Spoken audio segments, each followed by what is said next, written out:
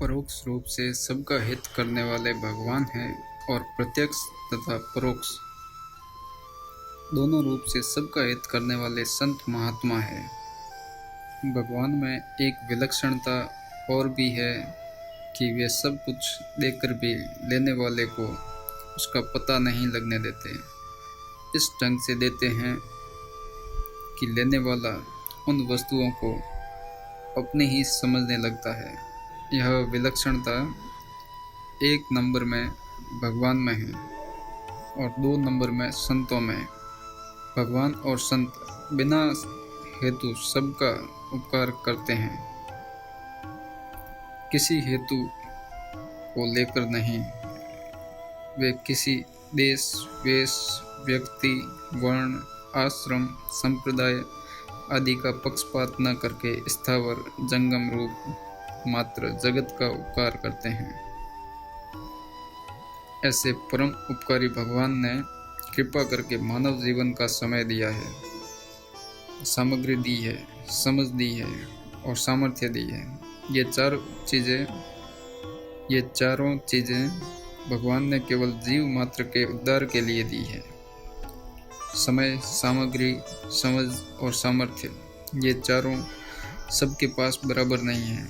जिसके पास कम है उसके पास ज़्यादा है। परंतु एक मार्मिक बात है कि हमारे पास जितना समय है उतनी सामग्री है, जितनी समझ है और जितनी सामर्थ्य है उतनी भगवान में लगा दे तो पूर्णता प्राप्त हो जाएगी, भगवान की प्राप्ति हो जाएगी। साधक से गलती यह होती है कि वह प्राप्त सामग्री आदि का सदुपयोग न करके और अधिक नई सामग्री आदि की इच्छा करता है, उसको और अधिक बढ़ाना चाहता है। वह सामग्री आदि को जितना महत्व देता है उतना भगवान को महत्व नहीं देता। सामग्री आदि को महत्व देना भगवत प्राप्ति में बाधक होता है। अतः हमें जो समय, सामग्री आदि मिली है उसी से भगवान की प्राप्ति हो सकती है। अगर कोई कमी रह जाएगी तो उसकी पूर्ति भगवान कर देंगे। भगवान का दरबार सबके लिए सब समय खुला है। हमारे में जिस चीज़ की कमी होगी आवश्यकता पड़ने पर उसकी पूर्ति भी हो जाएगी।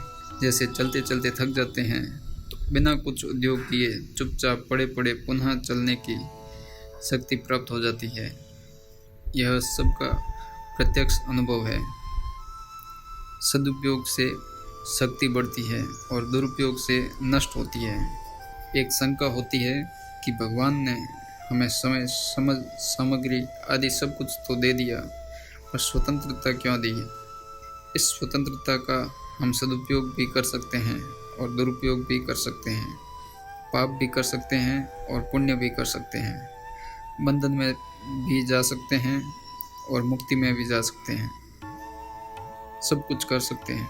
अतः जिससे हम अपना पतन कर लें, ऐसी स्वतंत्रता भगवान ने क्यों दी? इसका समाधान यह है कि अगर भगवान मनुष्य को परतंत्र बना देते तो मनुष्य शरीर का कुछ महत्व ही नहीं रहता। उत्तम से उत्तम शरीर गाय का है, जिसका गोबर और गोमूत्र भी शुद्ध होता है, परंतु वह भगवान का भजन स्मरण नहीं कर सकती क्योंकि वह केवल भोग योनि है।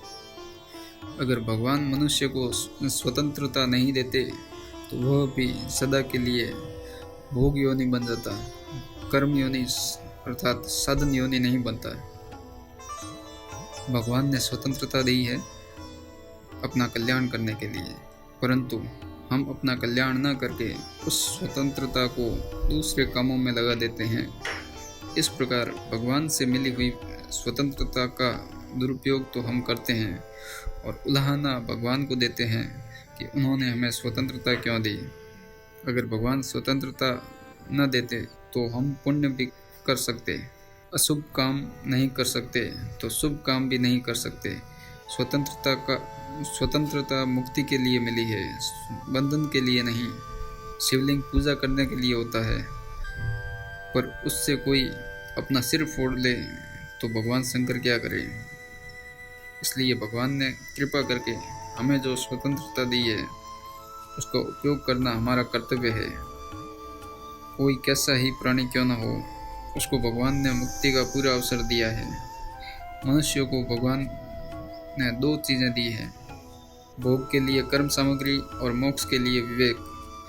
कर्म सामग्री के साथ विवेक इसलिए दिया है कि मनुष्य को यह जानकारी रहे कि इन कर्मों से वह 84 लाख योनियों में तथा नरकों में जाएगा, इन कर्मों से वह स्वर्ग में जाएगा, इन कर्मों से वह पुनः मनुष्य जन्म में आएगा, और इन कर्मों से अर्थात कर्मों से संबंध विच्छेद होने पर वह सदा के लिए जन्म मरण से छूट जाएगा। अब इस विवेक का वह सदुपयोग करे या दुरुपयोग करे, इसमें वह स्वतंत्र है। भगवान ने मनुष्य को कितनी स्वतंत्रता दी है कि वह जिस जिस भाव का स्मरण करता हुआ शरीर छोड़े उसको ही प्राप्त हो जाता है। यह भगवान की कितनी उदारता है। जो दयालु होता है वह न्यायकारी नहीं हो सकता, और जो न्यायकारी होता है वह दयालु नहीं हो सकता। न्याय करने वाले को तो ठीक मर्यादा में चलना पड़ेगा। अगर वह दया करेगा तो ठीक मर्यादा में नहीं चल सकेगा। परंतु यह अड़चन तभी आती है जब कानून बनाने वाला निर्दयी हो। भगवान तो अनंत दयालु है, अतः उनके बनाए हुए कानून में न्याय भी है और दया भी। उनकी न्यायकारिता में दयालुता परिपूर्ण है और दयालुता में न्यायकारिता परिपूर्ण है। जैसे अंतकाल में मनुष्य भगवान का स्मरण करता हुआ शरीर छोड़ता है तो वह भगवान को प्राप्त हो जाता है, और कुत्ते का स्मरण करता हुआ शरीर छोड़ता है तो कुत्ते की योनि में प्राप्त हो जाता है। तात्पर्य है कि जितने मूल्य में कुत्ते की योनि मिलती है उतने ही मूल्य में भगवान की प्राप्ति हो जाती है। यह भगवान के न्याय में भी महान दया भरी हुई है। जिस स्वतंत्रता से नीच योनि मिल जाए उसी स्वतंत्रता से देवादि ऊंची योनि प्राप्त हो जाए, कल्याण हो जाए, मुक्ति हो जाए, यह भगवान ने कितनी विलक्षण स्वतंत्रता दी है। जो अंतकाल में किसी का स्मरण नहीं करता, प्रत्युत केवल ममता और अहंकार का त्याग कर देता है, वह भी निर्वाण ब्रह्म को प्राप्त हो जाता है। इस प्रकार भगवान ने कल्याण की सामग्री देने में कोई कमी नहीं रखी। प्रत्येक स्थिति में अथवा प्रत्येक परिस्थिति में भगवान की दया लबालब भरी हुई है। पुण्य के फल अनुकूल परिस्थिति में भी भगवान की दया है, और पाप के फल अर्थात प्रतिकूल परिस्थिति में भी भगवान की दया, भगवान की कृपा है। अनुकूल परिस्थिति में साधन करने में सहायता मिलती है, और प्रतिकूल परिस्थिति में पापों का नाश होकर कष्ट सहने की सामर्थ्य आती है। चाहे अनुकूल परिस्थिति आए चाहे प्रतिकूल परिस्थिति आए, हमारा काम तो भगवान के सम्मुख होकर उनका भजन करना है, और वह भजन तब होगा जब हम दृढ़तापूर्वक एक उद्देश्य लक्ष्य बना लेंगे कि हमें तो भगवान की प्राप्ति ही करनी है। जैसा कि पार्वती जी ने कहा है, एक भक्त इमली के वृक्ष के नीचे बैठकर भगवान का भजन कर रहा था। एक दिन वहां नारद जी महाराज आ गए। उस भक्त ने नारद जी से कहा कि आप इतनी कृपा करें कि भगवान के पास जाए, तब उनसे पूछ लें कि वे मुझे कब मिलेंगे। नारद जी भगवान के पास गए और पूछा कि अमुक स्थान पर एक भक्त इमली के वृक्ष के नीचे बैठा है और भजन कर रहा है, उसको आप कब मिलेंगे। भगवान ने कहा कि उस वृक्ष के जितने पत्ते हैं उतने जन्मों के बाद मिलूंगा। ऐसा सुनकर नारद जी उदास हो गए। वे उस भक्त के पास गए पर उससे कुछ कहा नहीं। भक्त ने प्रार्थना की कि भगवान ने क्या कहा है, कह तो दो। नारद जी बोले, तुम सुनोगे तो हताश हो जाओगे। जब भक्त ने तुम बहुत आग्रह किया तब नारद जी बोले कि इस वृक्ष के जितने पत्ते हैं उतने जन्मों के बाद भगवान की प्राप्ति होगी। भक्त ने उत्सुकता से पूछा, क्या भगवान ने खुद ऐसा कहा है। नारद जी ने कहा कि हाँ, खुद भगवान ने कहा है। यह सुनकर वह भक्त खुशी से नाचने लगा कि भगवान मेरे को मिलेंगे मिलेंगे मिलेंगे, क्योंकि भगवान के वचन झूठे नहीं हो सकते। इतने में ही भगवान वहाँ प्रकट हो गए। नारद जी ने देखा, उनको बड़ा आश्चर्य हुआ। वे भगवान से बोले कि महाराज, अगर यही बात थी तो मेरी फजीती क्यों करे? आपको जल्दी मिलना था तो मिल जाते। मेरे से तो कहा कि इतने जन्मों के बाद मिलूंगा और आप अभी आ गए। भगवान ने कहा कि नारद, जब तुमने इसके विषय में पूछा था तब यह जिस चाल से भजन कर रहा था उस चाल से तो इसको उतने ही जन्म लगते, परंतु अब तो इसकी चाल ही बदल गई। यह तो भगवान मेरे को मिलेंगे इतनी बात पर ही मस्ती से नाचने लगा, इसलिए मुझे अभी ही आना पड़ा। कारण कि उद्देश्य की सिद्धि में जो अटल विश्वास, अनन्यता, दृढ़ता, उत्साह होता है, उससे भजन तेज हो जाता है। एक संत थे, वे एक जाट के घर गए। जाट ने उनकी बड़ी सेवा की। संत ने उससे कहा कि रोजाना नाम जप करने का कुछ नियम ले लो। जाट ने कहा कि बाबा, हमारे को वक्त नहीं मिलता। संत ने कहा कि अच्छा, रोजाना एक बार ठाकुर जी की मूर्ति का दर्शन कराया करो। जाट ने कहा कि मैं तो खेत में रह जाता हूँ, ठाकुर जी की मूर्ति गांव के मंदिर में है, कैसे करूं? संत ने उसको कई साधन बताए कि वह कुछ न कुछ नियम ले ले, पर वह यही कहता रहा कि मेरे से यह बनेगा नहीं। मैं खेत में काम करूं या माला लेकर जप करूं, इतना समय मेरे पास कहाँ है? बाल बच्चों का पालन पोषण करना है। तुम्हारे जैसे बाबा जी थोड़े ही हों कि बैठकर भजन करूं।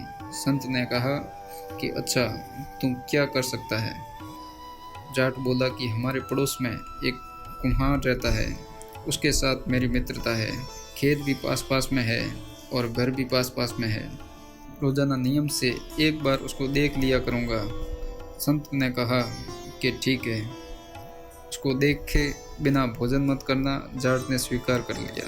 तब उसकी स्त्री कहती है कि रोटी तैयार हो गई है, भोजन कर लो। तो वह चट बाड़ पर चढ़कर कुम्हार को देख लेता और भोजन कर लेता। इस नियम में वह पक्का रहा।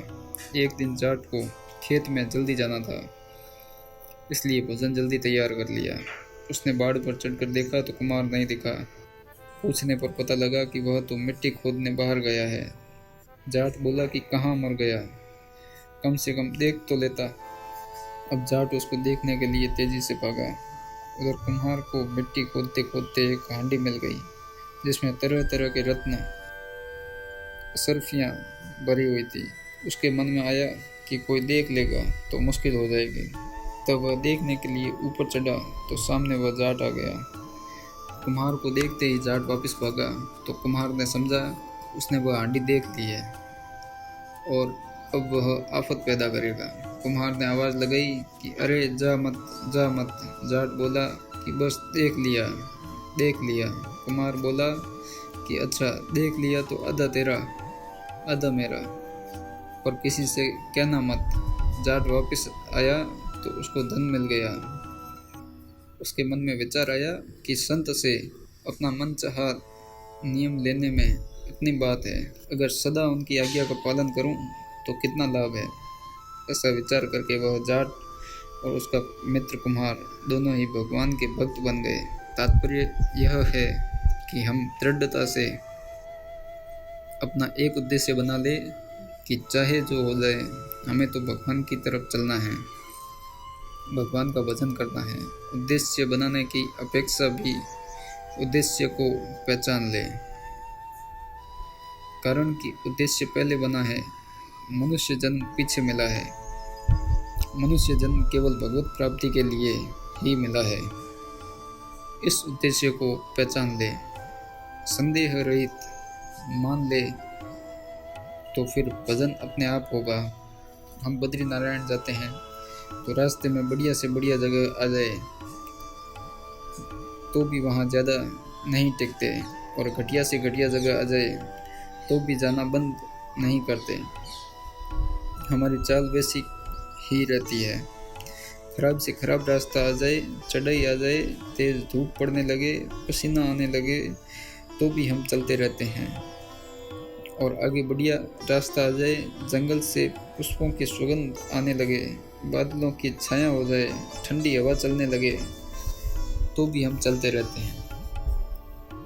ऐसा मन में नहीं आता कि अच्छी जगह है, पुष्पों की सुगंध आ रही है, अतः यहीं आसन लगा ले, कारण कि यह हमारा उद्देश्य नहीं है।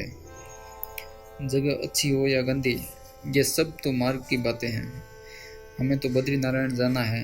ऐसे ही परिस्थिति अनुकूल हो या प्रतिकूल, ये तो मार्ग की बातें हैं।